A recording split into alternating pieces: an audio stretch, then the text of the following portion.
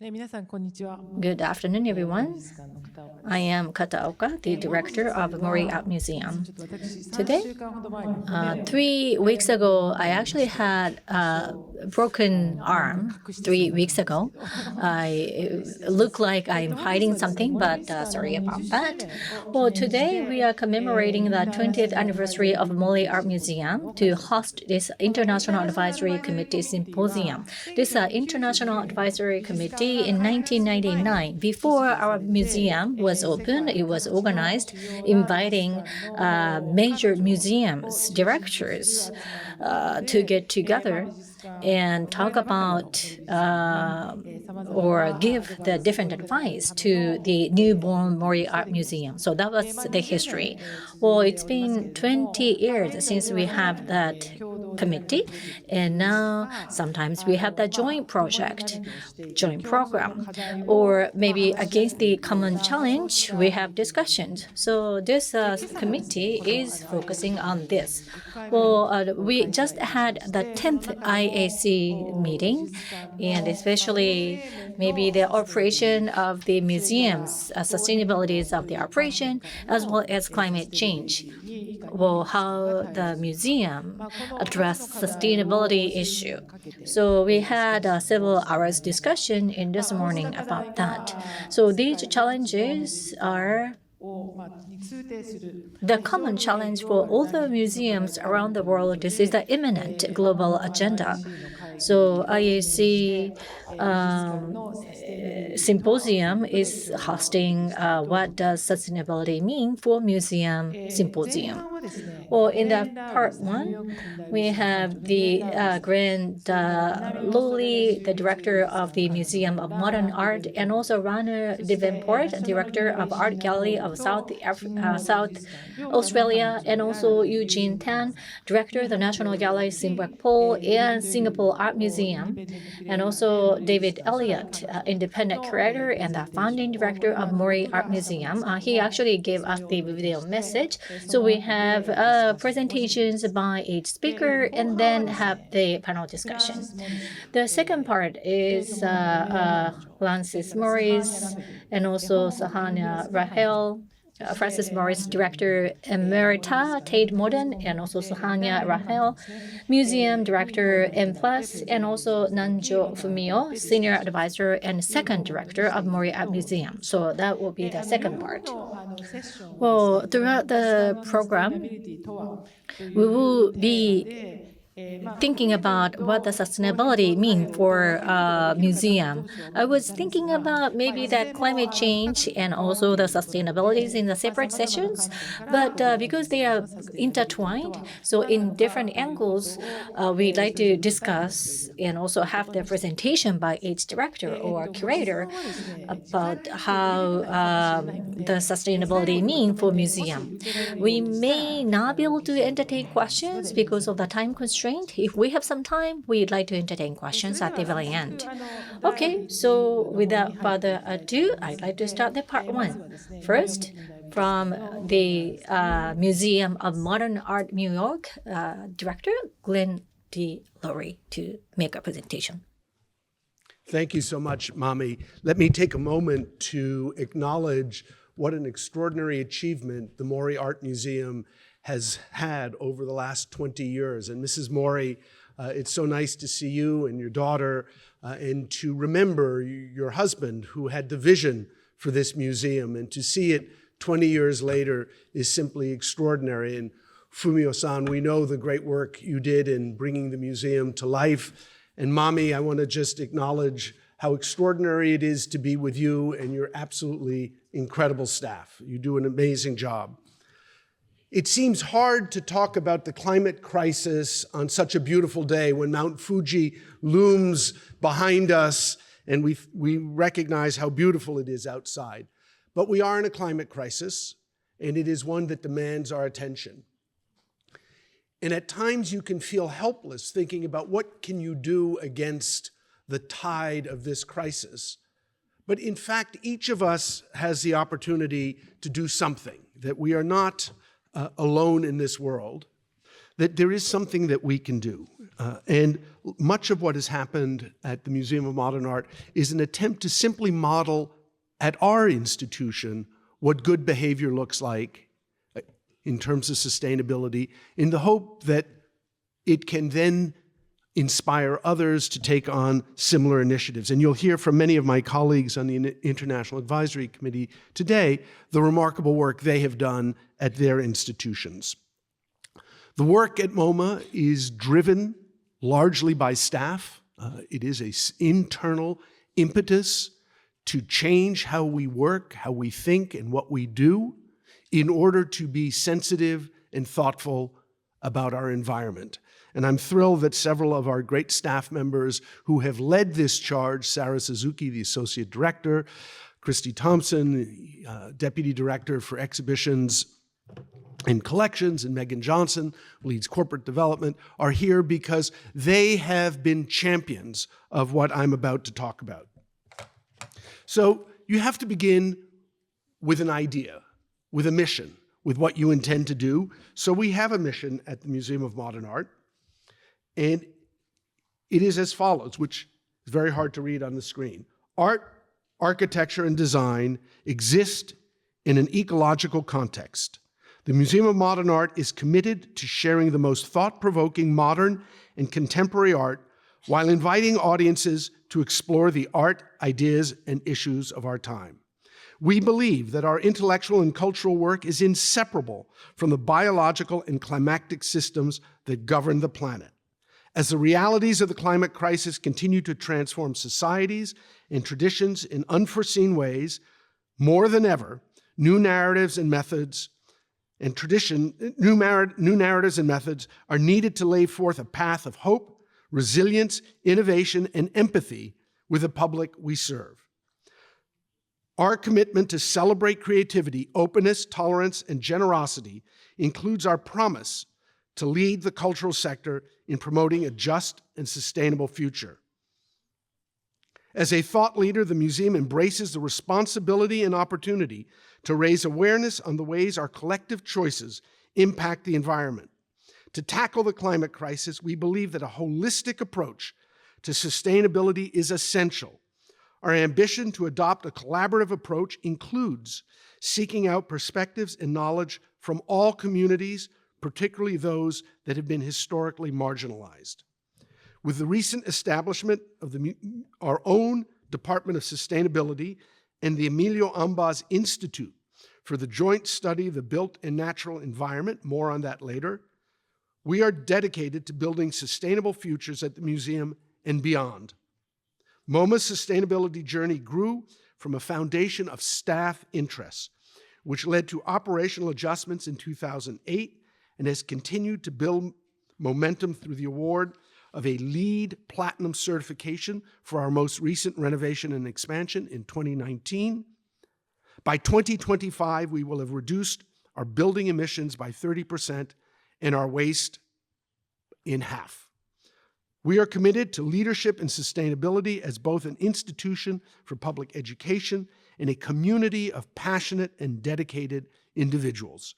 The museum is actively transforming its building systems and operations to limit energy consumption and emissions, striving towards achieving zero waste with the resources it consumes, breaking new ground with related exhibitions and programs, and engaging communities in conversation while taking action together to help safeguard our environment now and for generations to come.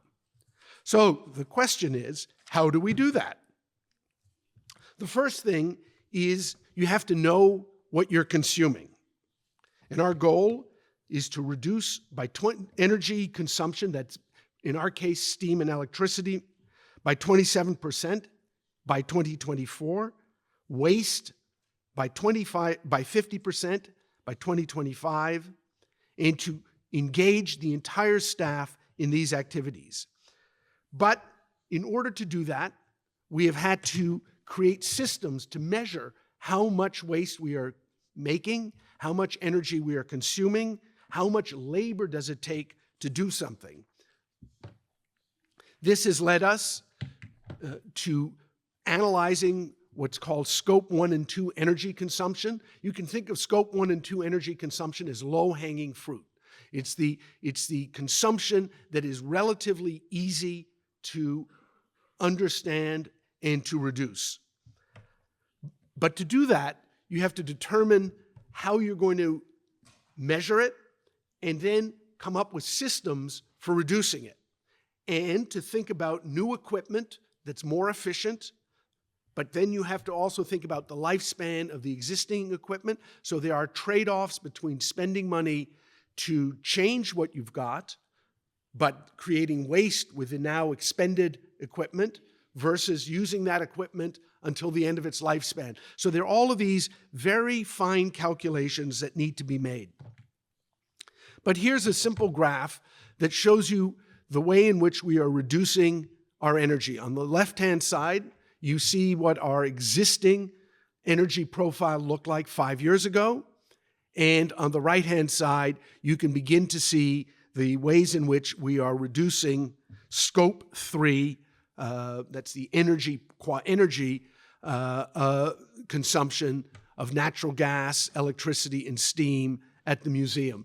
This is an ongoing exercise. We're never going to stop until we have achieved what we want, and then we will continue to go beyond that. We have encouraged our retail department to reduce its footprint, which means working with producers who use sustainable materials, recyclables, who use packaging that is recyclable, to think that everything we do, from the exhibitions we make to the products we sell, can contribute to waste reduction and to a more sustainable future. This just gives you a quick graph of where we are. We've reduced our electricity reduction by 18%. Our target is 26%. This comes from more efficient use of LED bulbs. Also, so simple, turning off our lights in the evening as opposed to leaving them on all night. You don't think about that. In an environment 10 years ago where energy wasn't the primary concern, I loved walking by the museum at night when it was lit up. It felt exciting. Today we understand that that is a use of materials and of energy that's simply unacceptable. And you can see our steam reduction on the right. New York City actually has a local law, number 97, that actually mandates energy reduction. And I would say that government intervention is critical if we're going to achieve anything remotely like responsible climate responses. If government doesn't mandate energy reduction, companies, museums, individuals are not going to, on their own, ever achieve the levels of reduction that are necessary. So New York stepped into that and made it very clear what had to be done. But here's the reality of the carbon footprint for scope 3, that's the energy side of it, at the Museum of Modern Art. 93.5% of our carbon footprint comes from visitors traveling to the museum. 93.5%. The remaining 6.5% comes from meals and events, art and transport, exhibitions, business travel, and commuting to work. But that is a tiny sliver. And so we also have to learn how to balance the need for tourism, which helps our institutions survive. But more importantly, we all want to travel. We all want to see and learn and engage with art. And yet that very travel is a cause of a constant carbon consumption. So we're going to have to learn to travel better, perhaps less frequently, maybe ganging up so that instead of taking multiple trips, we take one long trip. We're going to have to change our patterns of action collectively if we're going to have a real impact on that 93.5%. We've built carbon calculators, especially for our exhibitions, because we want to learn how to make them more efficient, how we can hold ourselves to a very high standard. Our goal I set in 2020, it was actually on the spur of the moment at a staff meeting. I said, we're going to reduce waste at MoMA by 50% in 5 years. And I think at the time, everybody thought that was crazy, that there was no way we could do it. But in actual fact, we've done it for all intents and purposes. We've looked at landfill and made a commitment that we are not going to keep pumping stuff into landfill, that we're going to focus on using recyclable materials, that we're going to have centralized waste collection stations at the museum. You see in the bottom an example of what that looks like. And it's hard to train yourself to know what goes into each container. I know that because I never get it right. So we have to educate ourselves about what actually is recyclable, what can go in an organic bin, what goes in the paper bin, what goes in the waste bin. But that's learning. That's learning new behavior in order to be more responsible to the planet. We set up a program to reduce waste in our exhibitions. And I was so pleased to see Mommy walking through the exhibition on ecology here, that you are also looking at reusing drywall, reusing studs, not wasting material. We used to produce enough drywall to build probably 36 houses every year. And under Christie's leadership, we've managed to bring that almost to zero. Zero waste, that's the goal. Find a way to reuse the materials for our walls, find a way to reuse flooring materials, find a way to reuse absolutely everything we produce. Casework, doesn't matter. If we make it, we use it again. And it's a mindset that simply says, we're not going to waste these resources. Has a secondary advantage. It's much less expensive because we don't have to buy new material all the time. But also when we set up walls that we decide are going to be treated as if they were permanent, it means when we have to plan an exhibition, we don't plan it from scratch. Everybody knows what the configuration is going to look like. And then we decided to build new walls that are movable, but always reusable. So we have a way of taking even a standard space and breaking it down with these portable walls. So it took us a long time to figure that out. Actually, I think if I'm right, it took a German company to figure out how to build them. But we have them, and it's great. Along with other museums, the Tate in particular, we pioneered virtual oversight.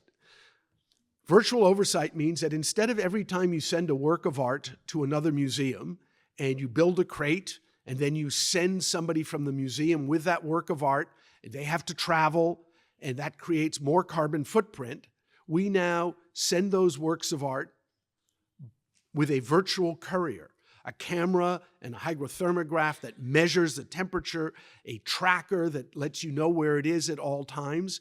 And so one, we save on staff time because fewer staff have to travel, but more importantly, it's a more efficient and effective way to move art around the world. We call it virtual first because in actual fact, there are conditions under which you have to have a courier.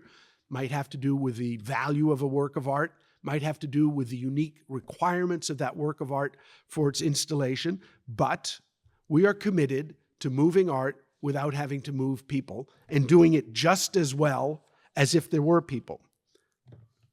I mentioned the Ambas Institute. This is a research program at the museum designed specifically to look at the relationship between architecture and ecology, to understand the complex interaction between the built environment and the use of resources. And the Institute runs a whole series of programs. They often ganged around Earth Month, and you just see a screenshot from our website that just examines the wide range of initiatives that can be pulled together to bring a heightened understanding of how the built environment is a major consumer of resources and how we have to think differently about construction and the use and reuse of buildings. The Ambas Institute also hosts a series of online discussions, and Francis Morris, a member of our International Council, I think was a member of one of these circle discussions, and they're really meant to bring artists, curators, directors, scholars together to talk about how we can work in a more sustainable way. Because we have to learn this and learn it again and improve it again. There's an old saying that fail again, fail better, right? We have to take the risks of doing things in different ways in order to make sure we learn how to do them in better ways.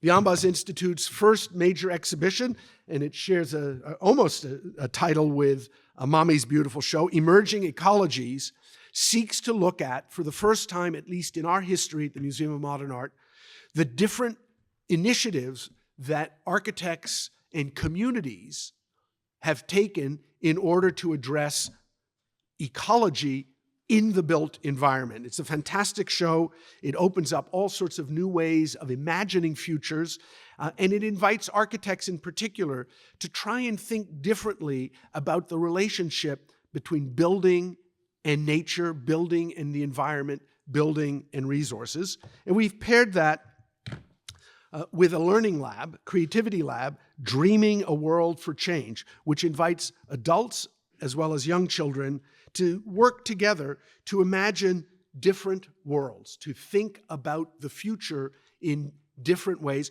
and to do projects together that engage them in a very tangible way in thinking about how they can make a difference individually in their lives, and how those small differences can add up to what one might think of as massive change. And I want to end with that. We're one institution, and you'll hear from other institutions, and each of us is deeply committed to a built and sustainable environment that is different than it was before, to changing how we work, to traveling less, to consuming less, but to doing what we do better than ever. And I want to leave it on that point. Just because we consume less resources, just because we work differently, doesn't mean we work less well. I actually think it means we will work much better. Thank you very much, and please welcome Rana Davenport.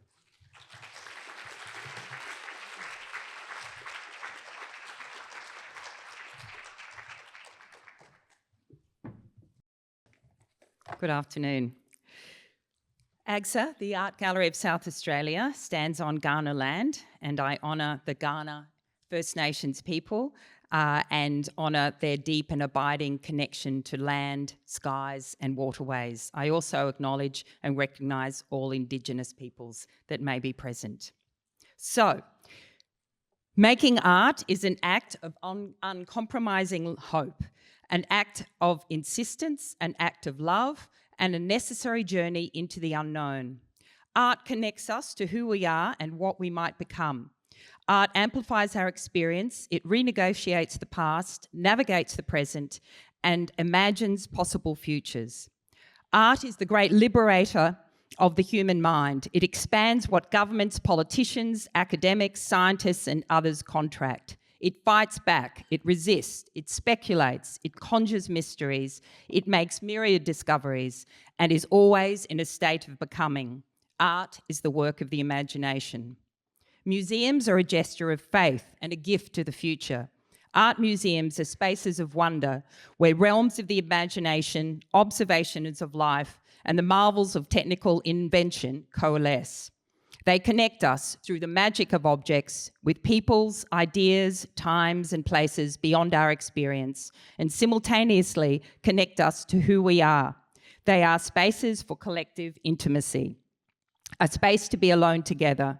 They bring us out into the world that is not ours and bring us home to our own inner worlds. Museums are communal and personal, expansive and contemplative, shared and individual.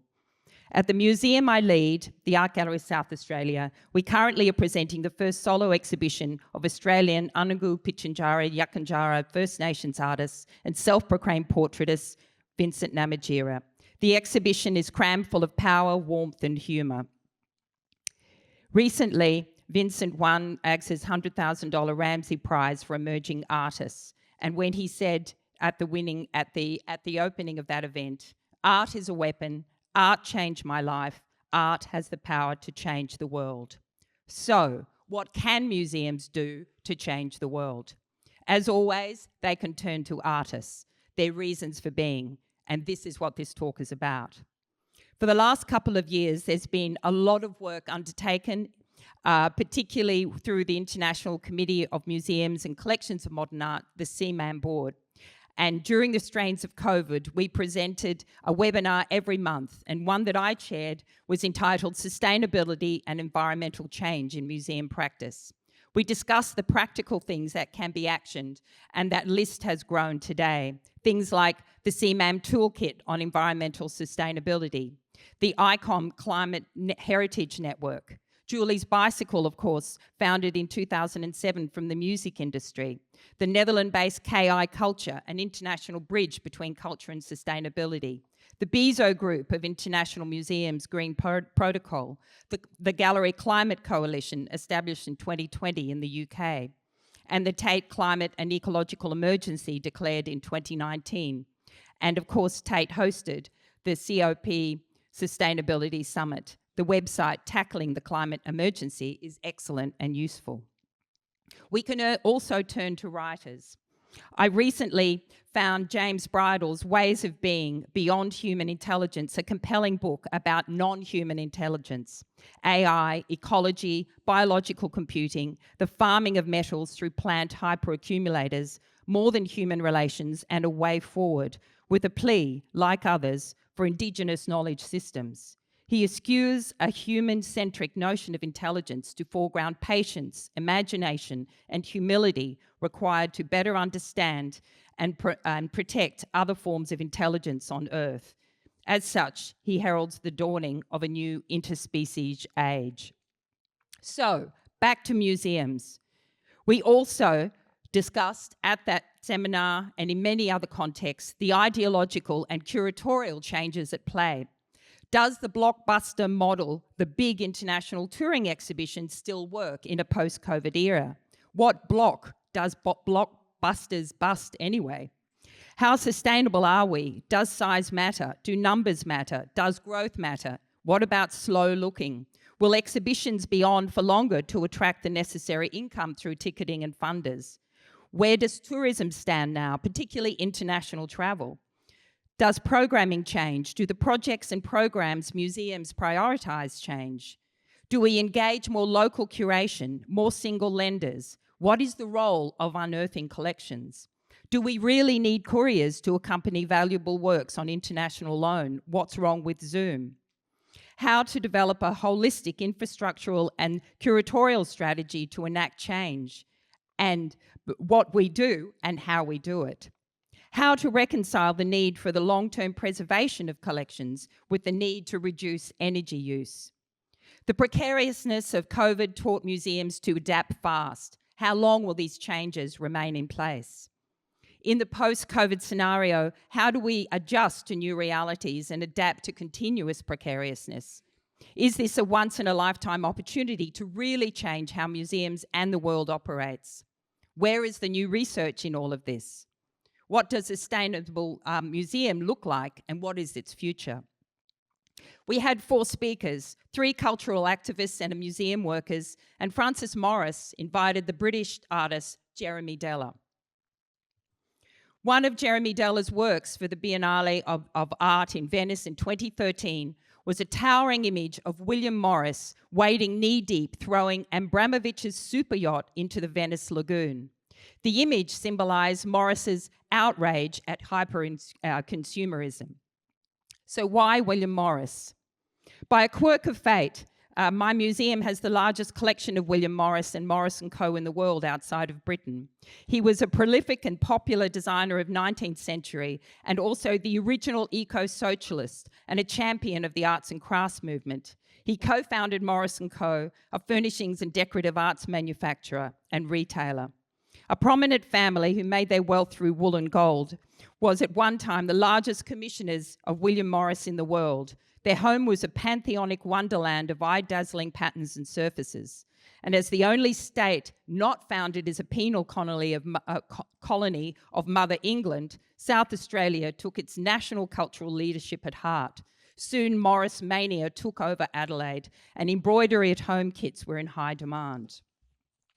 William Morris was an environmental prophet, egalitarian, activist, and anarchist, observing the ill effects of factory work on people. Morris realized that the healthy environment was linked to psychological as well as physical health, and the landscape itself could lift spirits and contribute to psychological equilibrium.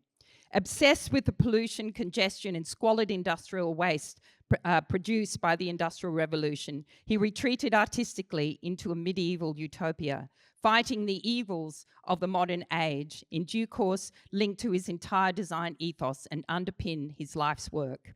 He said, "Have nothing in your house you do not know to be useful or believe to be beautiful." He clearly felt that humans desperately needed a connection to nature to live a truly human life, and his designs were attempts to keep the connection alive. He is today seen as the precursor of green theory, environmentalism, and the sustainability movement, and someone to revisit in our time of overabundance, neophilia, planned obsolescence, superabundance, and ecological crisis. So, back to museums by way of a mountain. For 7 years, we lived here under Mount Taranaki in Aotearoa of New Zealand. We transformed a retired dairy farm into a garden of native plants. After 5 years, the spores of indigenous plants found root. And also for that time, I led the Govette Brewster Art Gallery, home of kinetic artist Len Lai, and an ambitious independent art museum funded by the local council. The strength of that museum was, of course, our artist residency program. And here, Chinese artists Sung Dung and Yin Zhuozhen were part of an exhibition called China in 4 Seasons. Grappling with the nationalistic model for exhibition making, I decided to invite 4 artists to create 4 residencies and 4 solo exhibitions over a single year. Sung Dung worked with his 7-year-old daughter, to create My Daughter is My 4 Seasons. No freight, all work created on site. Potatoes for snow and broccoli for trees, each representing a season, and each eaten by his daughter. The 4-sided structure that formed the scenography in the gardens was inspired by the pavilion for viewing the 4 seasons in the garden of humble administrator in Suzhou. Meanwhile, Yin Zhuozhen created a work called Black Hole from recycled shipping containers to form a multifaceted diamond to allude to the incessant and seamless, endless desire for consumerist excess and global trade. Black Hole was positioned on the edge of the Tasman Sea and Southern Ocean. A little-used port, next stop Antarctica, became a much-loved gathering space. Another project was N.S. Harsh's Project Nations, inspired by a small book of nations of the world that he bought for 7 rupees at a market. Harsha reproduced the over 300 flags, and instead of freighting any work, we reached out to the local community, and within a week, 300 treadle machines were dragged out from sheds across the whole district. And the owners not only contributed these treadle machines, but also contributed to discussions about who might have used these treadles and what kind of stories they generated. At Auckland Art Gallery, there was similar focus on residencies and education programs. And here, with non-existent freight budgets, how to negotiate new art forms and navigate new exhibition making. Project Another Country, From Pillars to Posts, 3-month participative project by Filipino-Australian artists Alfredo and Isabel Aquilizan, invited sculptures to be made about home using recycled cardboard. Focus workshops and created towering sculptures, a symphonic coalescence of imaginings of what home might be, dissolving the line between self and the multitudinous community, a fictional city aloft, otherworldly and intimate. In Adelaide, a strange city that was created on a grid surrounded by gardens. The Art Gallery of South Australia is a 142-year-old public art museum. Its focus has been primarily now as the Commissioner of Contemporary Australian Art through 3 projects, one of which the Tarnanthi Festival of Aboriginal Torres Strait Island Art, and of course the Ramsay Art Prize that I mentioned earlier and the Adelaide Biennial. Given our very modest and increasingly reduced core funding from state government, our partnerships become central to our exhibition making. And here, Vincent Namatjira, a collaboration with the local light festival, Illuminate Adelaide, commissioned a work, Going Out Bush, projected on the facade of the gallery and seen by 700,000 people in a 3-week period. No freight, no storage, a threshold moment in the artist's practice, and free to the public. The Tarnanthi Art Fair, of course, is a very unusual situation for a public art museum. We host an art fair. It is, again, associated with the Tarnanthi Festival of Aboriginal and Torres Strait Islander Art, led by Barkindji woman Nikki Cumston. Its principles are, let the artist's voice shine, open mind and open heart, challenge perceptions, artistic excellence, and grow, share, and respect. One of the aspects of this project is an art fair, roughly 1,000 artists with 100% of all sales, which totaled $1.5 million this year, going directly to artists. When I was thinking about this talk, I was conscious of the many meanings of the word sustainability. It's important to note that for many Aboriginal communities in Australia, the Arts Centre has become a fulcrum for a sustainable life, socially, emotionally, culturally, and economically. At AGSA, we have to raise 100% of all funding for acquisitions, for all exhibitions, and for all public programs. Our public funding only accounts for about 30% of our operations. Given the history of philanthropy in South Australia, legacy of generosities exists in the form of bequest to acquire art for the collection. And so strategic acquisitions has recently become a wellspring for sustainable exhibition making. This is Game Pieces by Karachi-born, Bombay-based Nalini Malani, a miraculous video shadow play that was the artist's response to the atomic testings in India and Pakistan. This encompassing work embraces wider ecological, literary, and mythological questions. Expanding to fill a 200 square metre room, the work is now flat-packed and stored in a digital vault until its next coming. I worked with Nalini to craft an entire exhibition of the same name, a retrospective in 5 rooms that spans 7 decades from 1969 to 2020 and involved no freight outside the one acquisition. One installation, Unity and Diversity, based on the 2002 riots in the Indian province of Gujarat, incorporated 19th century Kalighat works from the AGSA collection acquired in 1939 and yet never seen. Another work, Can You Hear Me, seen here, is a 9-channel installation of 88 single-channel stop-frame motions that she created on her iPad, part of which during COVID. It now inhabits a 400 square metre space and is in the collection, again stored in a digital vault. The relentless pulsing flow of drawings and texts from theorists and philosophers becomes, in the words of the artists, a memory membrane or a whirlpool of consciousness, embracing issues of ecological and ideological force. The most recent genesis for an exhibition was the acquisition of British artist of Nigerian heritage living in Trinidad Tobago, Chris Afili. The swing was from his exhibition seen earlier in London this year, The 7 Deadly Sins. The acquisition formed the heart of a permanent collection exhibition that will be up for some years with change-outs every few months. The acquisition also shifts, as we've continued to do, the overwhelming whiteness and maleness of our strong British collection. Bringing together works from the collection as in direct conversation with Afili's vast painting is works by First Nations artist Daniel Boyd, the French Impressionist Camille Pissarro, 19th century British painter J.W. Waterhouse, and Australian-born designer Mark Newsom's Lockheed Lounge. Continuing our transnational, cross-temporal and polymedia approach to collection hangs.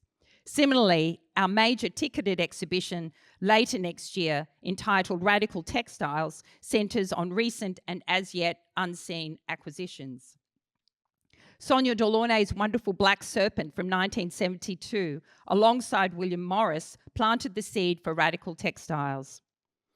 Created by Grace and Perry just last year, this work, Morris, Gainsborough, Turner, Riley, references the four pillars of British art, all of whom are in the collection. Alongside these two vast tapestries, radical textiles will see a focus on First Nations fashion, AIDS quilts, women's suffrage banners, the groundbreaking batiks created by Aboriginal women in the 1990s. The tenets of the exhibition are revival, reclaim, reuse, remembrance, reverie. The use of textiles by artists and designers has long been associated with moments of profound social change and political rupture. From tapestry and embroidery to quilting and tailoring, in the hands of artists, textiles are defined by tension and transformation, resistance and activism. Textiles are a means of time traveling and truth-telling. Many museums, such as Tate and Mori Art Museum and MoMA, are doing work to recalibrate on a daily basis both the ideological, the exhibitions and programs they present in the works they acquire, and institutional aspects, how they deliver programs and how they care for art and people. These are the tasks for all of us. By honing in on certain works of certain artists and certain ways of making exhibitions, I've suggested ways to negotiate museum practice in new ways that benefit both artists and audience. Finally, I will leave you with some words from William Morris. It may be 170 years ago, but still very much alive today. He said, "Nothing should be made by man's labour which is not worth making, or which must be made by labour degrading to the makers." He said, "We are only the trustees for those who come after this." He said, "Inequality and wastefulness go hand in hand." He said, "How can you care about the image of a landscape when you show your deeds that you don't care for the landscape itself?" And finally, the past is not dead. It is living in us and will be alive in the future, which we are now helping to make. Thank you.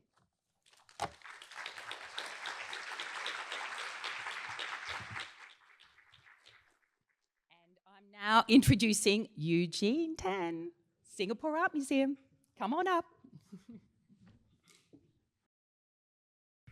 Thank you, Radha. Well, I would also like to congratulate Mrs. Mori, Fumio Nanjo, Mami Katoka, and the team here at the Mori Art Museum for their amazing achievements over the last 20 years. I think it's really amazing to see what they've done in such a short space of time.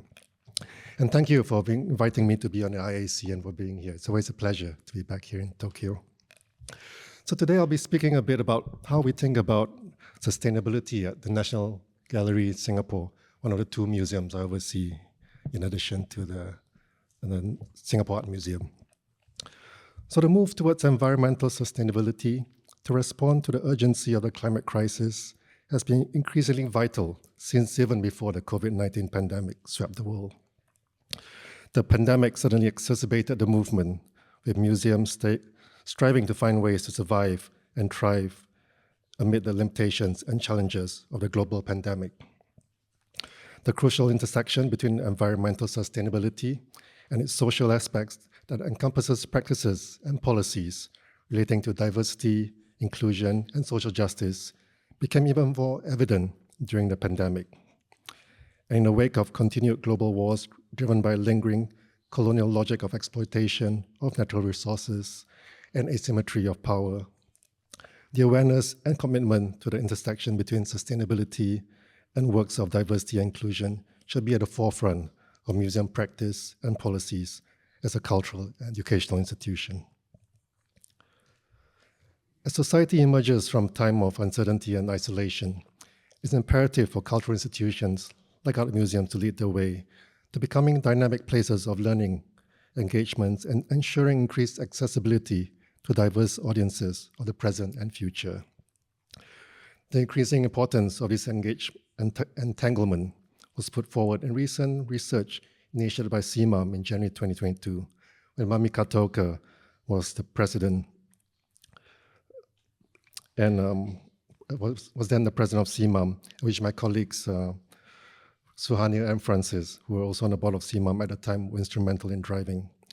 It was titled Climate, Social, and Economic Sustainability: How Modern and Contemporary Art Museums Act to Achieve the Sustainable Development Goals, aiming to assess the commitment of museums to the United Nations 2030 Agenda's Sustainable Development Goals. The study's outcome notes the importance of museums leading by example in respecting society and the environment and fulfilling their pivotal educational role within the communities to engage positive change. In October 2022, Singapore announced that it would raise its national climate target to achieve net zero emissions by 2050 as part of our long-term low emissions development strategy. The significance of sustainability and cultivating diverse and inclusive workplaces and audiences is also outlined in Singapore's National Arts and Heritage Strategies. These are the National Heritage Board's, our SG Heritage Plan 2.0, and our SG Arts Plan guidelines proposed by the National Arts Council. These two long-term national level strategies guide the development of the country's heritage and museum landscape and Singapore's art and cultural policies from 2023 to 2027 and beyond. These plans aim to position Singapore museums as leaders in environmental awareness for the heritage sector and pave the way for a sustainable, inclusive, and resilient future. Like many other museums of modern and contemporary art, the National Gallery Singapore is still in the early stages of sustainable development. As a progressive museum, we are committed to establishing best practices in sustainability and contributing perspectives to global discussions on human rights, social justice, and climate-related issues, not only through our policies, but also through our exhibitions and programs. We have two dedicated special committees with members across departments and levels at the National Gallery Singapore to work on policies and initiatives relating to sustainability and inclusion. In this presentation, I'll focus on our commitment to environmental programs, as well as initiatives relating to diversity, equity, inclusion, and belonging, or DEIB, both inside and outside the gallery. So as part of the BIZO group, the National Gallery has adopted the BIZO Green Protocol, which Suhania has been instrumental in driving, which was updated just this year.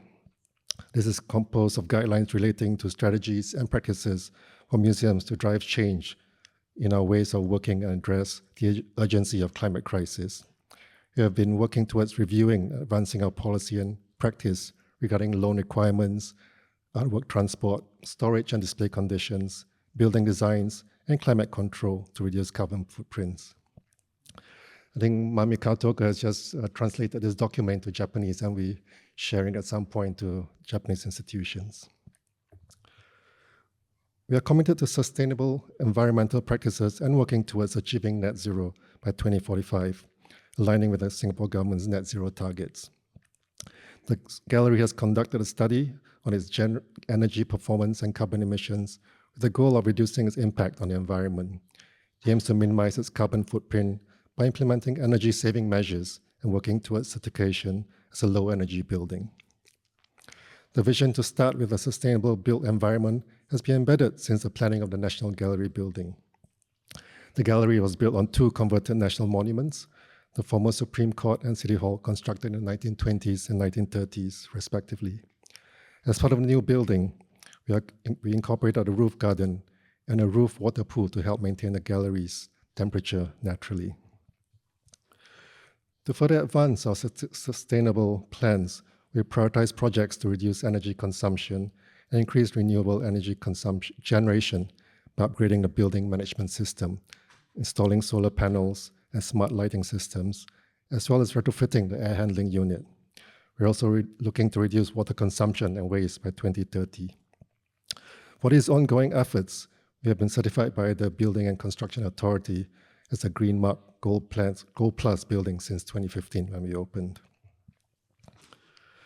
In terms of exhibition design and sustainable art collection management, we are reusing and repurposing exhibition design infrastructure.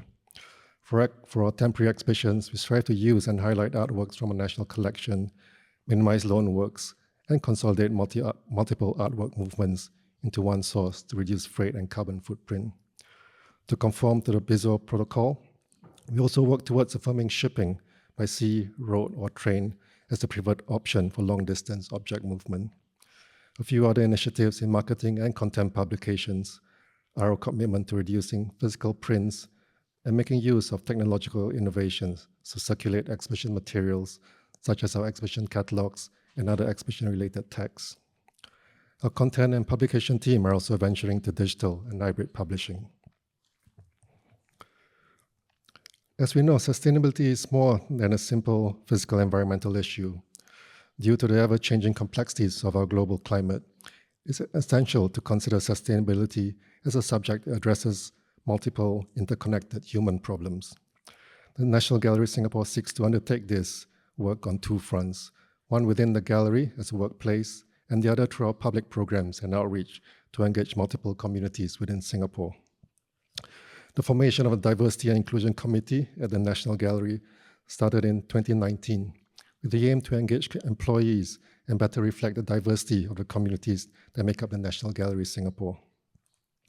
The committee works to promote a culture of respect, understanding, and inclusion, where staff are encouraged and empowered to provide perspectives to inform discussions and decision-making at the National Gallery.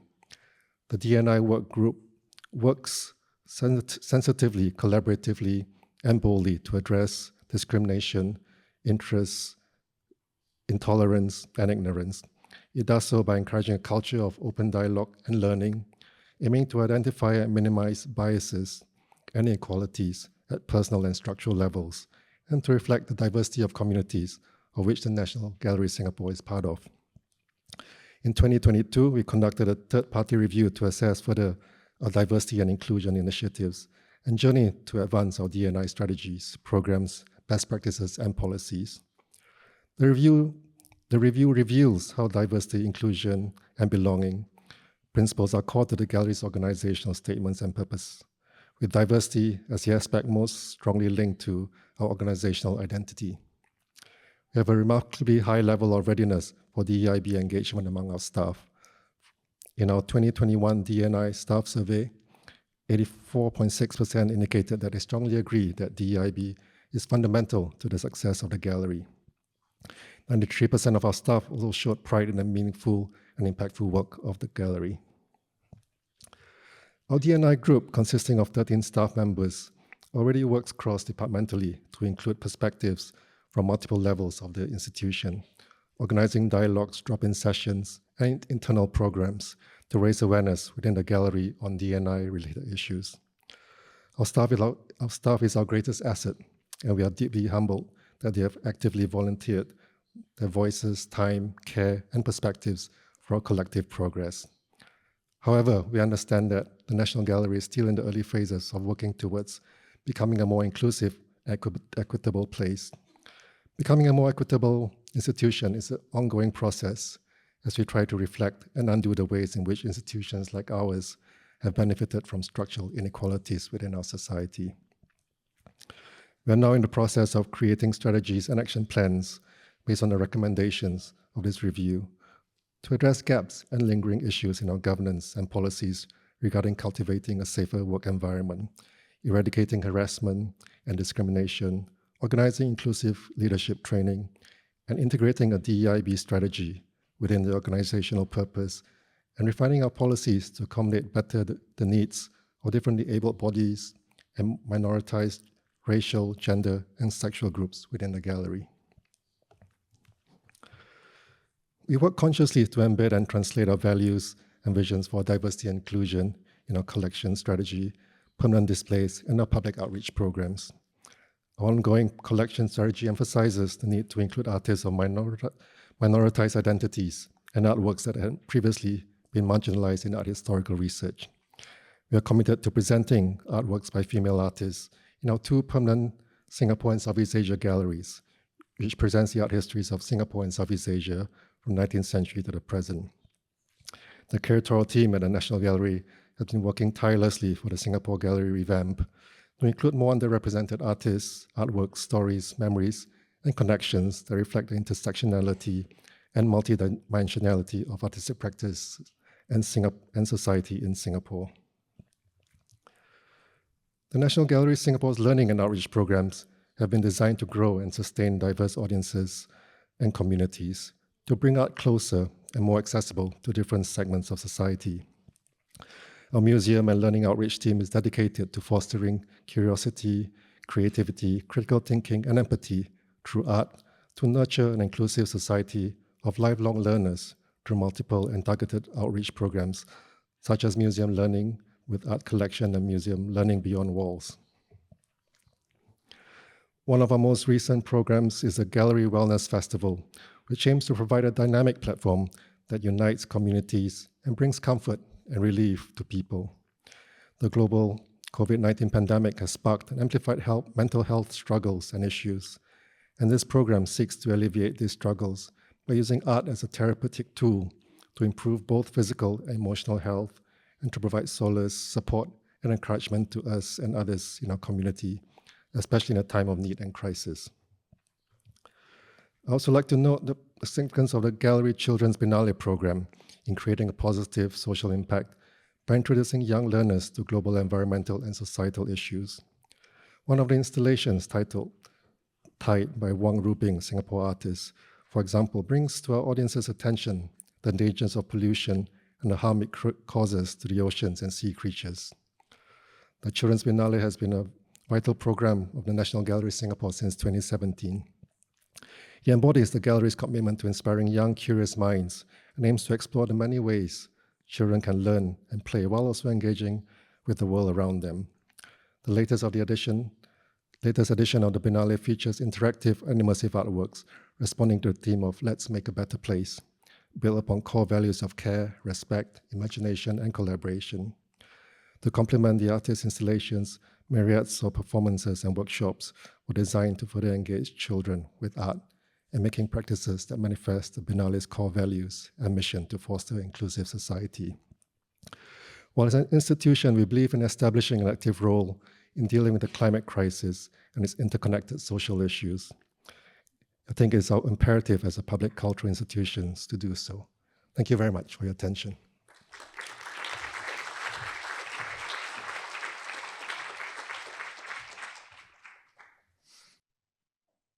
I'm very sorry that I cannot be with you today, but I hope that this message from afar is on track with your discussions and also helps provoke further discussions. I'm really sorry I can't participate in those as well. But unfortunately, I was struck down by a bug, and these things happen. I hope you're having a really fruitful time together and that something tangible comes out of a self-examination, which we must do periodically. Criticism, we know, always should begin at home. You can't criticize yourself. You have no right to do it to others. Have a great time. As the only one of the speakers who today is no longer directly responsible for a museum, and in the context of what has already been said by eminent current practitioners from widely different contexts, I would like to reflect briefly on profound political and cultural changes that have taken place over the past 2 decades, of which the pandemic is only one. Their impact is by no means clear, and no public institution is immune from them. All have enhanced the sense of precariousness and the need for survival that is reflected in the topic of this symposium. Such concerns are not new in art or in how it has been interpreted. Let's start from the beginning with this museum. Happiness, a survival guide for art and life, the Mori Art Museum's inaugural exhibition that I organized with Pierluigi Tazzi in 2003. This told a story about art and life that traveled from 5th century China to the present, in a voyage around 4 different continents that together constituted happiness. Its structure was open and I hope inclusive. It started in the world literally with a large world map woven in 1988 by Afghanistan women weavers for the Italian artist Alighiero Boetti. Starting in the world, it ended in the universe. with Lithuanian-American artist Via Selmin's painting of stars. In between were 4 continents that brought together work from different cultures and times. These were Arcadia, contentment, community, politics; Nirvana, the spiritual, metaphysical, and disembodied; desire, something more worldly, appetite and its gratifications; and finally harmony, cooperation, systems that work, and the true but hard to popularize idea that the greatest happiness may be in the happiness of others. And all around the exhibition, throughout Roppongi Hills, new artworks were placed on a permanent basis. Louise Bourgeois' spider, Isa Genskin's red rose, and Saigo Chang's mountain with a stream of water flowing across it, and many other works.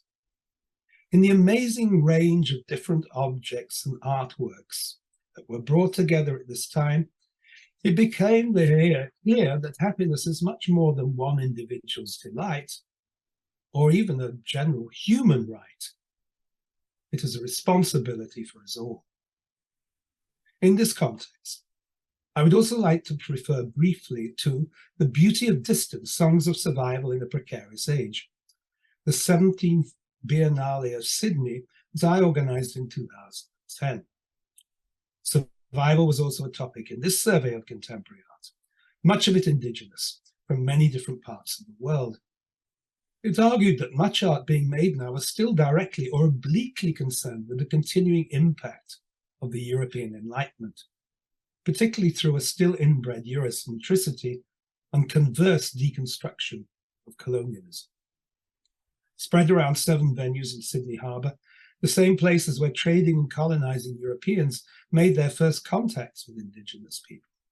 It stirred up many ghosts, particularly those on Cockatoo Island, a former colonial prison and shipbuilding yard. The exhibition had a strong Australasian representation, as well as work by indigenous people from the Americas and the Pacific. Strongly expressed topics were climate change, as in Finnish artist Tiina Itkonen's Paranic landscape photographs of the shrinking pack ice year on year in Inuit, North Canada. Environmental despoliation could be seen in Steve McQueen's film Gravesend, a meditation on Joseph Conrad's novel Heart of Darkness, in tandem with image of present-day unregulated mining of valuable metallic ores in Africa. And also the constantly, sadly, still constantly disappearing or lost languages and cultures of the world that featured in Susan Hiller's installation and projection, The Last Silent Movie, that was made in 2007 and 8. Since that time, the discourse about museums and their function has evolved, and rather than being focused on finance, the whole topic of sustainability is now often linked to UN goals of sustainable development, set for 2030, as well as to the continuing evolution of the UN Paris Agreement on climate control. The short message to be derived from this is that without acting helpfully and constructively together, we and the world will fall apart. Sustainability and cooperation are bywords for success, yet they begin to sound hollow in the context of the growing number of armed conflicts currently being waged across the world, and their creation of huge numbers of refugees. But within the context of this discussion, I am particularly concerned about the ways in which radically shifting tectonic plates of power are currently creating new enmities and alliances that influence different zones of civil culture and international security. For instance, until February 2002 and others, until February 2002, I and others were under the severe misapprehension that World War II and the Cold War had long finished, and that we were living in a completely different world. I no longer believe that Second World War is over, and I'm not yet sure how to describe what I am experiencing. Vladimir Putin's escalation of his war with Ukraine, with his flashback recast of it as a Nazi enemy, along with his brutal censorship of political opposition at home, extending to what he also describes as foreign agent art, echoes the cruel paranoia of Joseph Stalin. All the state museums in Russia are now directed by apparatchiks of Putin and will only serve his interests. Meanwhile, in China, its inscrutable cultural bureaucratic system now insists on submitting all public exhibitions, films, and similar events to an opaque form of censorship, against which there is no appeal. The aim of this seems to be to enforce obedience to and conformity with the vaguely formulated views of the great leader Xi Jinping, who believes, like Mao Zedong, that everything should be subordinate to Communist Party, of which he is the leader. I've had direct experience of working in both Russia and China, so I'm speaking from the first-hand knowledge. In the Middle East and Arab states, which have not accumulated vast petroleum wealth, the spectrum encompasses both enlightened values and harsh censorship, and in some cases, both at the same time. Museums are certainly seen there as a very good investment on both a national and international scale. Many other countries are happy to provide content, services, and consultancies there, of course, for a certain consideration. How does realpolitik affect museums? In this context, it's almost too early to say, but the political balance of the world seems to have been subtly shifting in favor of either dictatorial or demagogic governments.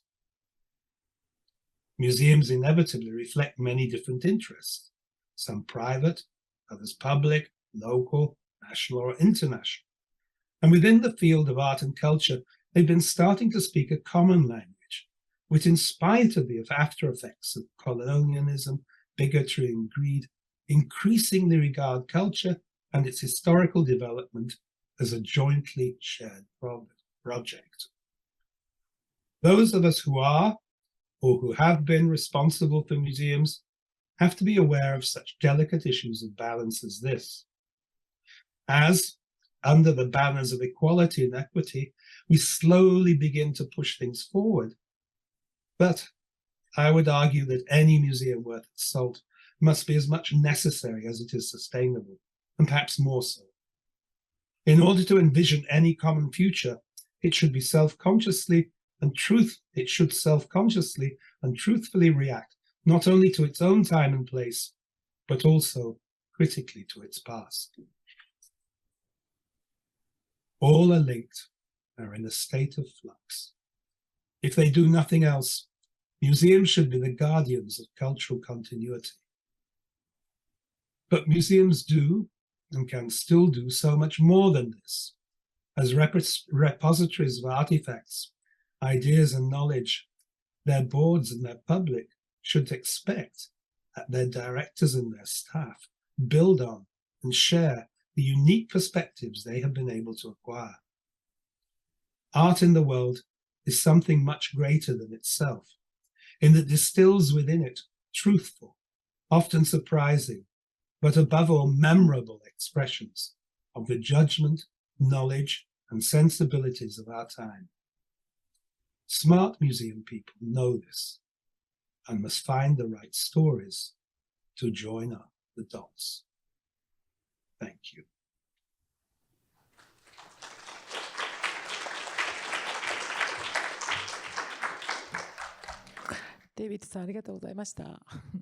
Thank you very much, David. So now we'd like to start the discussions. So yes, all those three speakers, please come on stage. The first three speakers. We have good 35 minutes to discuss. I wanted to probably start from the brief introduction of each institution in terms of the sustainability, how you sustain a museum from the management point of view.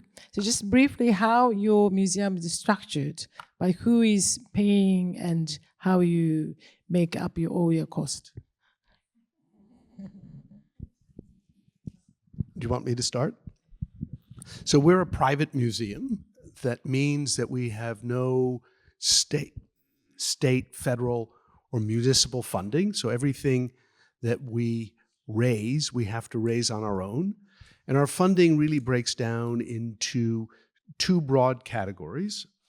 Money that we manage through our endowment, which is a source of funding that has grown over the years as individuals give us financial gifts, and then we manage those gifts through stocks and bonds and other instruments. And we are allowed to use 5% of that every year. So that is one income stream. The other income stream is earned revenue that we get from fundraising, from retail, from membership, from admissions, from special events. And all in all, we raise about $186 million a year, and we spend exactly $186 million a year. So we're mandated by our board to run a balanced budget. But having said that, I just want to take a moment to say that I don't actually believe the American museum model is a long-term sustainable model.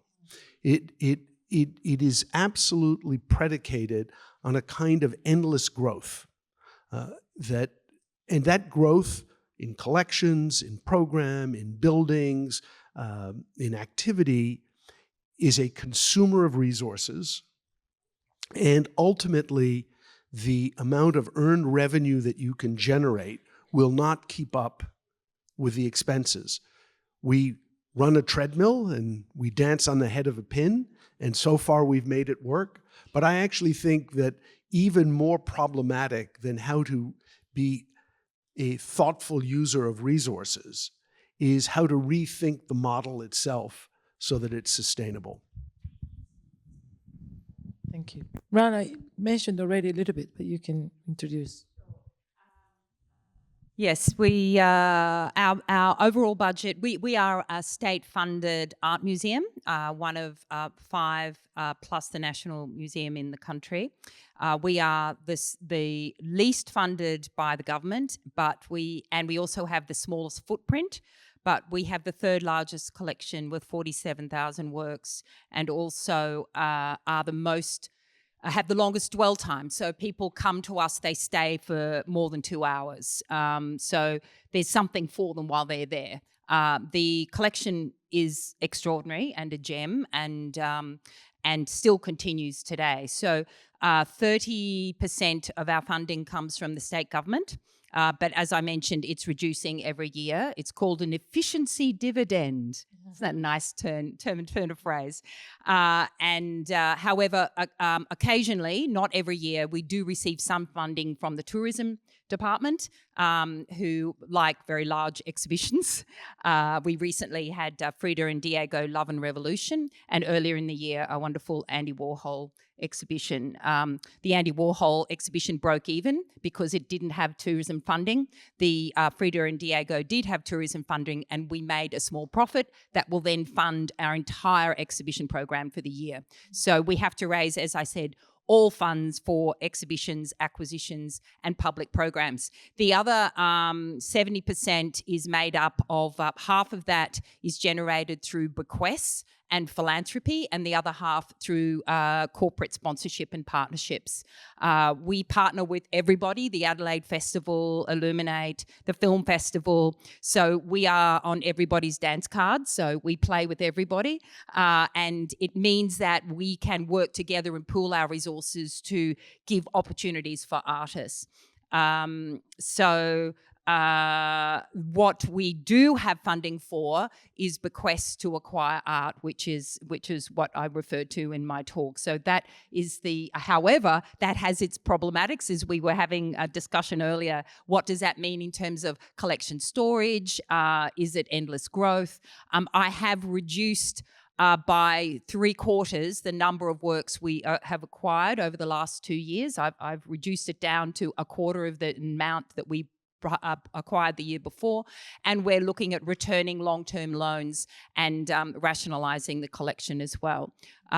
So we also had a discussion about deaccessioning and what that means for museums, which is a very interesting topic as well. So yeah, that's our structure. And Eugene Tan runs 2 museums. So if you like, you could talk about 2. Yes. So the way the museums, the National Gallery Singapore and the Singapore Art Museum are structured, we're considered CLGs, which are companies limited by guarantee. So it's almost like companies set up by the government. So we report independently to a board of directors, of which the government has some representatives. The Ministry of Culture has a representative. We also receive about 65% of our budget of funding from the Ministry of Culture. And our budget is roughly about $60 million a year for the National Gallery. So the rest is made up of ticketing income, which is very low for us because we are free for Singaporeans and residents of Singapore.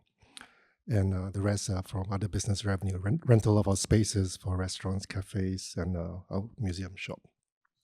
The Singapore Museum, we receive slightly more funding from the government, maybe 75%, just because we have very little business development opportunities where we are right now. Thank you. And it's been some years already since COVID happens, and more than 90% of the entire museum in the world had to close the museum for longer or shorter. And I just wanted to go back to those COVID time and what made you rethink about your management model by closing the museum?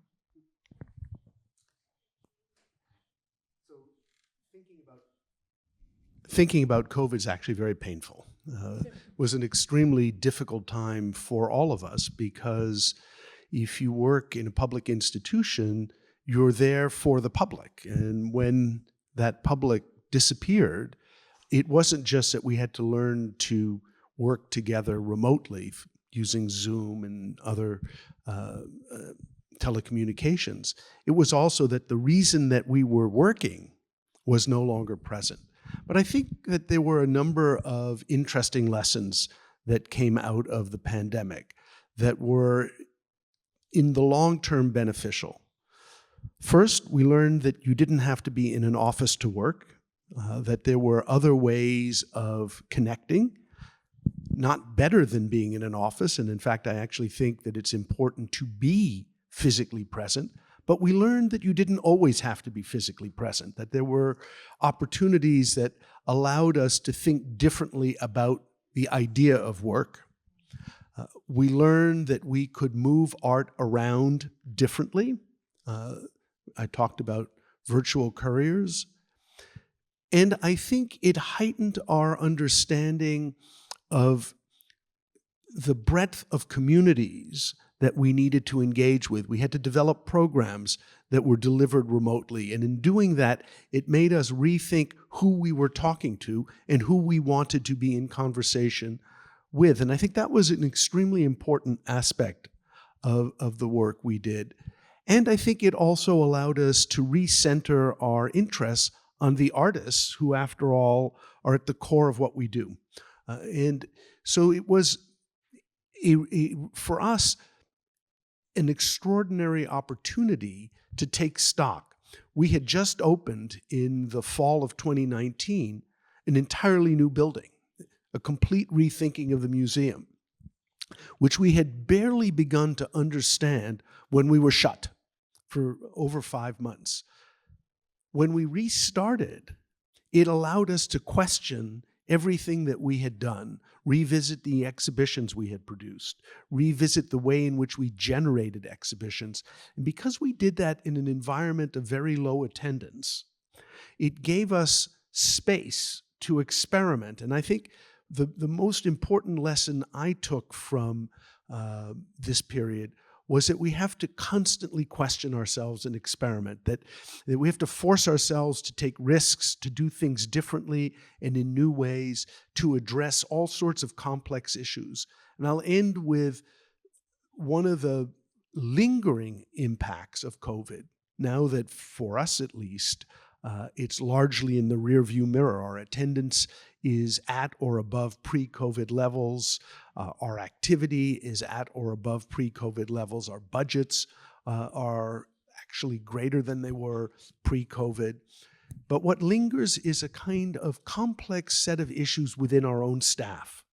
And I think staff, and especially young people, suffered enormously with the onset of COVID. Many lived alone, many lived with roommates, all of whom got COVID.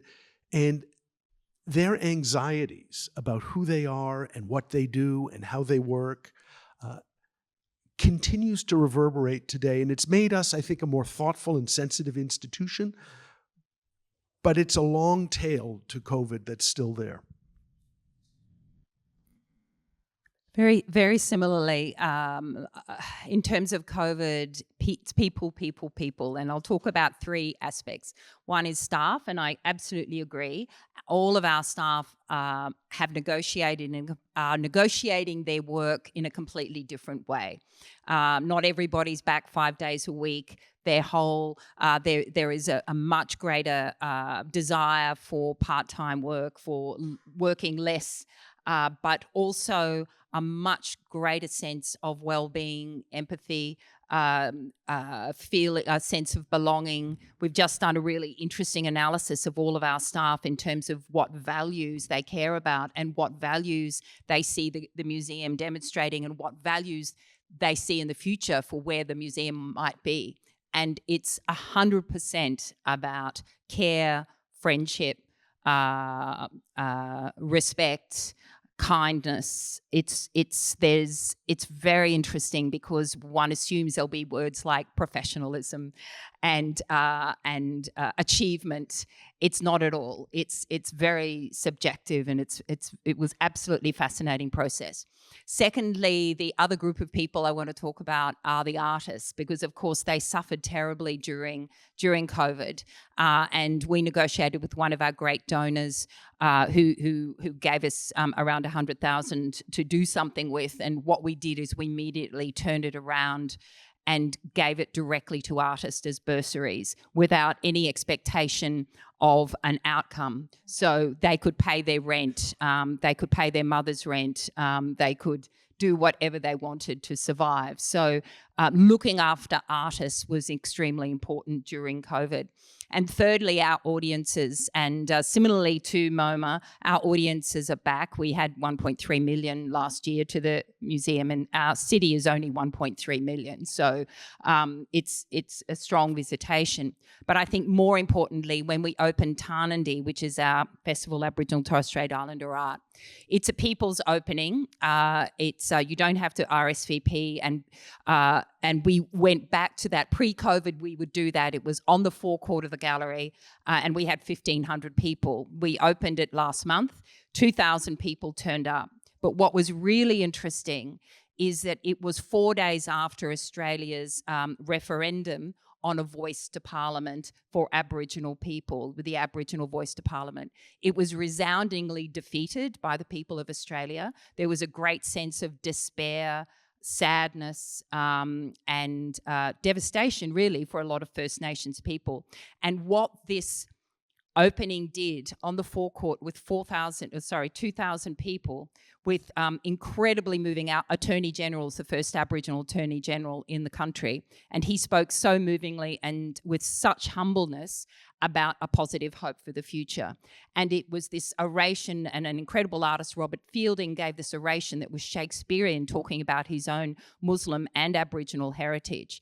But this coming together of First Nations and non-Aboriginal people, there was a great sense that the role we play in the community is far beyond the role of art in society, and that we can become a gathering place, and that it felt even stronger than it was before COVID in some ways. Yeah, for us, apart from what Glenn and Rana have talked about, changes in how our staff have worked, and also us being aware of our need to support artists when the pandemic first struck. I think one of the biggest things we realized was really the inequalities in our societies that were brought to light by whatever happened, such as Black Lives Matters, for example. And that even though our D&I committee was started in 2019, it really gathered steam, I think, during the pandemic. And that's why it's now such an important focus for us at the National Gallery as well. Yeah, I think it's interesting to think what sustainable means, because everyone is responding in a different level, different perspective. But obviously, I think sustainability in terms of the climate crisis is so big, and Glenn clearly showed us some challenges and pie chart and all of these. But I was just wondering about the reducing number of troubles, which seems to be essential for the curators, for the research and visiting a place. And what do you think you lose by traveling less, and how do you kind of supplement that part? There are no easy answers, right? So if you reduce the amount of travel that curators and other staff do, you're obviously reducing your carbon footprint, but you're also having fewer people see things that will inform them and make them better at their jobs. So you have to develop strategies for sharing so that people report back in a more lively and more fulsome way. You have to be very fair in distributing travel so that it doesn't all go to the same 3 or 4 hyperactive individuals, and that some of the more quiet individuals who actually are very thoughtful in their work but don't push themselves forward have the same opportunity to travel. But I also think it forces you to make hard choices. I mean, of course, it would be wonderful to see every exhibition at every major biennial around the world, but you don't actually have to do that, right? You have to think about the ones that are really important to you, which may not be the ones that are really important to someone else, and build a strategy within the institution to make sure that travel is thoughtful and intentional. And I have to say that we have done well, but not as well as we should, because one of the things that happened is, of course, all travel was restricted during the pandemic, and then it was very slow to restart. So you had really 2.5, almost 3 years of pent-up travel amongst a group of people that before the pandemic had been hyperactive. And then suddenly travel was able to happen again, and everybody raced off in every direction. And it was actually quite a complicated thing to rein that back in, to try and be more thoughtful and intentional again, and to create a climate in which sharing knowledge among staff was as important as acquiring knowledge individually. And I think that makes us a better institution. I really agree. And I also felt very strong thirst for seeing things and get inspired by encountering unknowns. But we have a limited staff, limited resources, and then also for to just manage the troubles. So we made a chart and who goes which biennale in this year, and then at least 1 or 2, but not 3. Then we decided to report back to all the curators and other staff. So just sharing the knowledge I think is really, really important.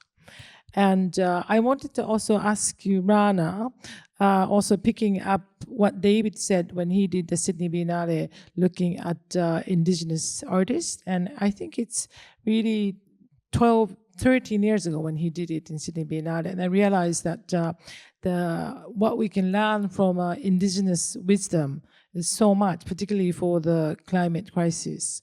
And Australia is one of the leading nations who are looking at Indigenous practices and how they relate to the nature, and a whole sort of larger energy movement is quite unique.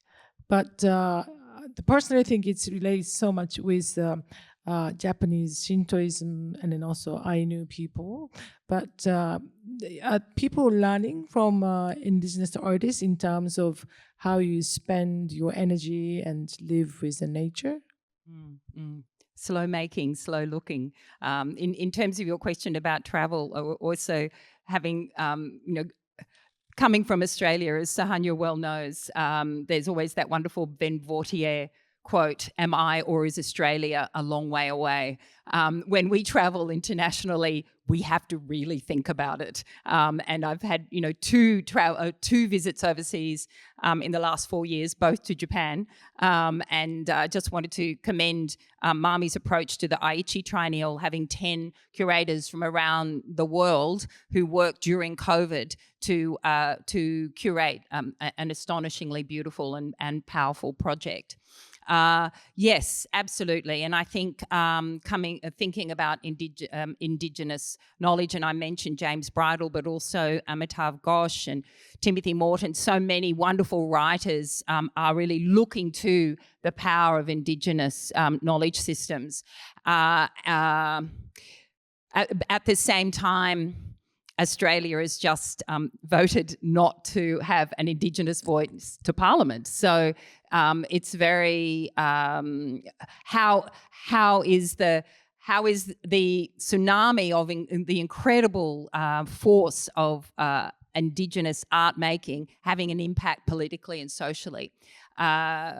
Australian First Nations people are 2 to 4% of the population, and yet the impact on the art world is astonishingly higher. And I think what you see in a project like Tarnandy, which is multi-year, some of the projects are 3 or 4 or 5 years in growth, and particular emphasis on weaving, on natural fibres, and on different perceptions of the relationship between humanity and time. And I think these shifts in understanding about time and about our place in it, and about the knowledge of the land is garnering much more respect. And I think art is the powerful portal for many, many people in Australia. There are, of course, hundreds and hundreds of Aboriginal languages, and so many of those, most of the artists that we work with in Tarnandy might speak 5 languages, and English might be their 4th or 5th. So translation, time, patience, and respect are the hallmarks of meaningful way forwards. Interesting.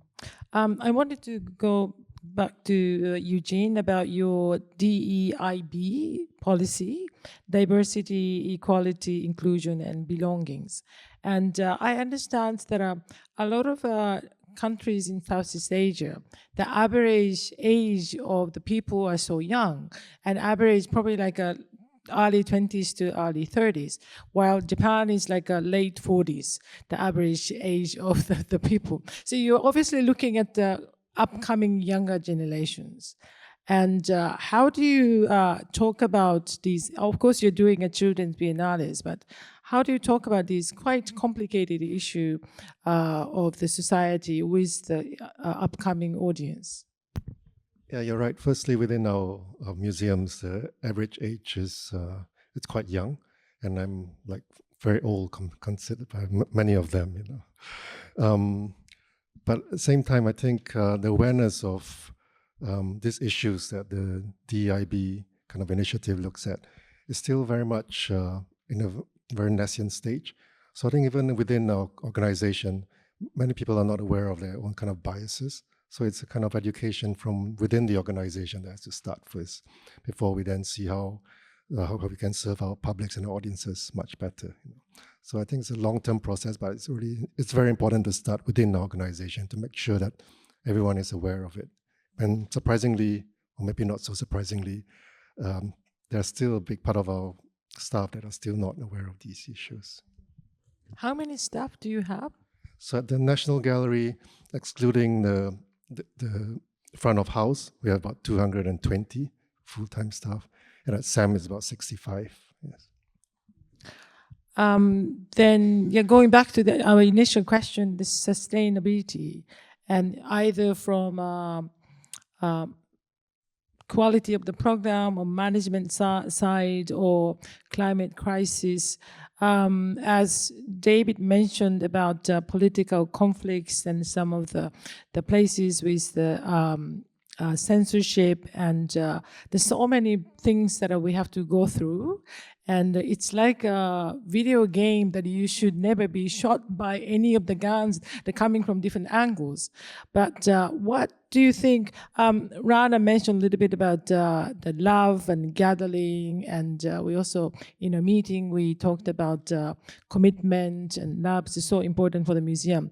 But what do you think is an essential task of the museum? You have to keep it, whatever happens. What is the last thing you should not lose? Well, first of all, I think we live in a world now that is fraught on pretty much every level, and we as individuals are fraught because of that. And it doesn't really matter whether we're fraught over issues of race or indigeneity or climate or finances. Everything is at a boil. So what is important about museums? I think what's important about museums, especially art museums, is that they create the space to bring art and people together in an environment in which one can experience a wide range of emotions, from joy to pleasure to discovery to even confusion. So what do I think is essential? I think what's essential is that despite all of these issues that we need to be attentive to, we have to always remember that our mission is to bring people and the art that we are entrusted with together in the richest possible context that we can. And if we are institutions that are also engaged with contemporary artists, it's to make sure that the voice of those artists and the presence of those artists is part of that rich conversation that occurs when art and people come together. And that all of these other issues are important, but they have to have some relationship to the central mission of the institution. But after closing the museum for some time, and we found out also a lot of things can be done digitally, what is the meaning of having a real space still? Well, first of all, I actually think that the digital world and the physical world are collapsing into a single world. I think this is going to happen in our lifetime, probably within less than a decade. So the idea of physical space and virtual space is going to merge into a kind of continuous space. So of course I think I'm brought up believing in the haptic value of objects in real space, and there is importance to that.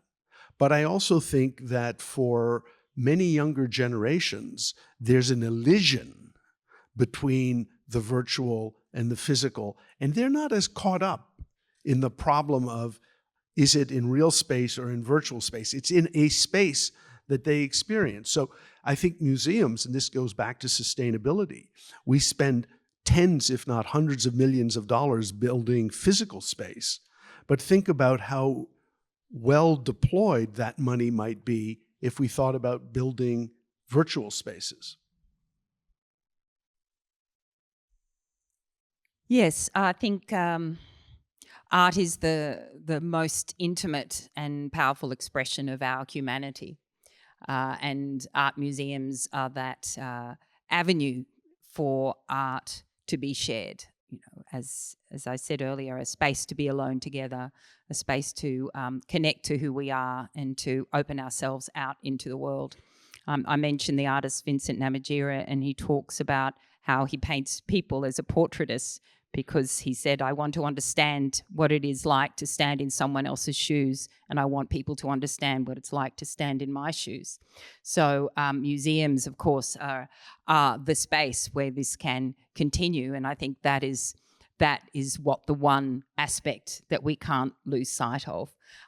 Something David said too about the necessity, he talked about sustainability of museums as we're negotiating through this incredible fraught world with all of the seismic changes that are happening. And yes, certainly we made, last time we were gathering here, we were talking in very positive terms about the Tokyo Olympics, and then of course everything turned upside down. So no one can be prepared for the changes that are shifting in a tectonic way. So honing back to the essence of what it is to be human, and the necessity, I think the necessity of art and the work of art, and thinking too when you were talking about travel, the importance of publications, both online and in print, and the research. Art is work, imagination is work, and through it we can expand our consciousness of our engagement with the world, and go beyond the parameters as an individual into a shared consciousness. Yeah, for me, it's very much the same. It's really to provide access to that primary experience with art, physical or digital. And I think access here is also an important word, not just physical access, but also access to communities that would not necessarily see the museum as a place for them. Thank you.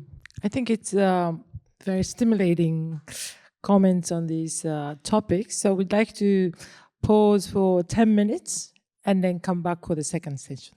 So please give the speakers a big applause for the wonderful speech. Thank you very much.